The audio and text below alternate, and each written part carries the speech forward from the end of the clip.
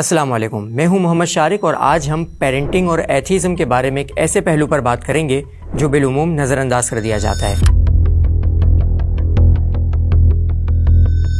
Psychology میں ایسی بہت ساری ریسرچز موجود ہیں جو یہ بتاتی ہیں کہ والدین کا رویہ بچوں کی مذہبی زندگی پر بہت زیادہ اثر انداز ہوتا ہے، خاص طور پر والد کا۔ اب یہ کس طرح ہوتا ہے؟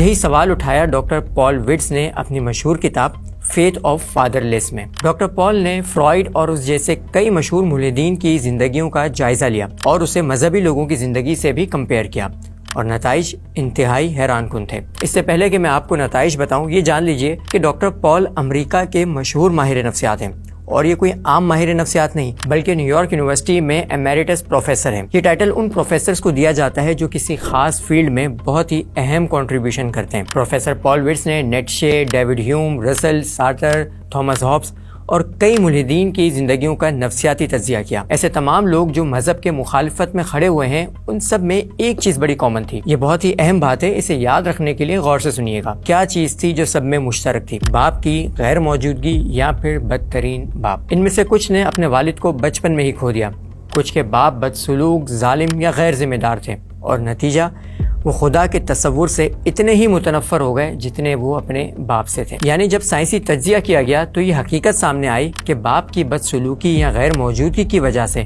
اصل میں انسان خدا سے متنفر ہونے کی طرف زیادہ مائل ہو جاتا ہے، یعنی الحاد کی طرف جانے کے چانسز زیادہ ہو جاتے ہیں۔ یہ کتاب ہمارے لیے کوئی معلومات ہی نہیں بلکہ ایک وارننگ بھی ہے، بطور والدین، خاص طور پر بطور باپ۔ یعنی ہماری غیر موجودگی، بچوں پر توجہ نہ دینا، انہیں وقت نہ دینا، انہیں موبائل اور انٹرنیٹ کے حوالے کر دینا، ان کی تربیت کے بجائے محض ان کی فیڈنگ یعنی ضروریات کو اپنی ذمہ داری سمجھنا، یہ کوتاہی کسی بھی بچے کے دل میں خدا سے بغاوت کا بیج بو سکتی ہے۔ جب باپ اپنی ذمہ داری سے غافل ہو جائیں تو نسلیں خدا سے دور ہو سکتی ہیں۔ سورۃ تحریم کی آیت نمبر 6 میں اللہ تعالیٰ فرماتے ہیں، جس کا مفہوم ہے کہ اے ایمان والو، اپنے آپ کو اور اپنے اہل و عیال کو جہنم کی آگ سے بچاؤ۔ اللہ سے دعا ہے کہ ہم سب کو بہترین اور اللہ سے جوڑنے والے والدین بنائیں۔ آمین۔